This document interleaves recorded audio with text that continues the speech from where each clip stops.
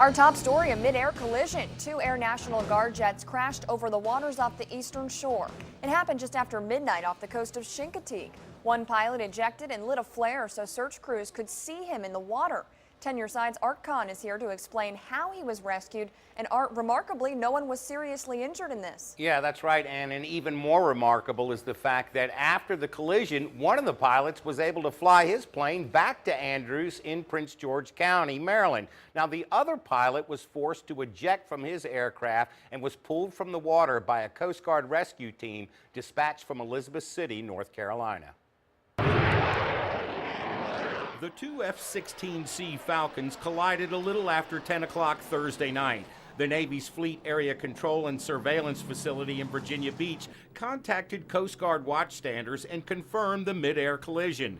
The Coast Guard received an automatic distress signal from the ejection seat of the pilot who was forced to ditch his aircraft in the water off the coast of Virginia's eastern shore. The pilot was not actually in the water, but was in his emergency life raft, waiting to be picked up by the U.S. Coast Guard. A Coast Guard helicopter rescue team from Elizabeth City, North Carolina, hoisted the downed pilot from the water at around 12:30 in the morning. This is actual Coast Guard video of the rescue. When we got on scene, shined a light on him, and you could see him in the raft. You know, he was talking on the radio.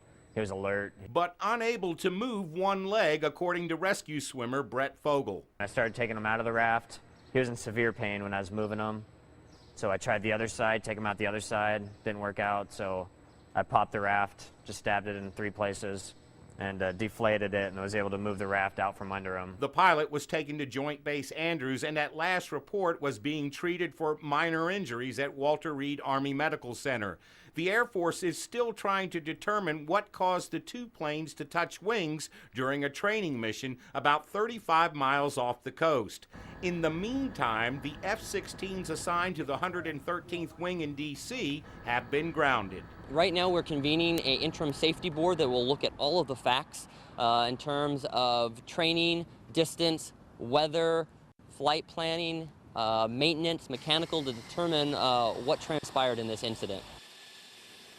Now, for the Coast Guard, the operation was textbook. The helicopter rescue team doing the job exactly the way they have trained for it. The Air National Guard's 113th Wing lost an expensive airplane, but something much more valuable was saved, a human life. More on that part of the story tonight at 6. Kohn, 10 on your side.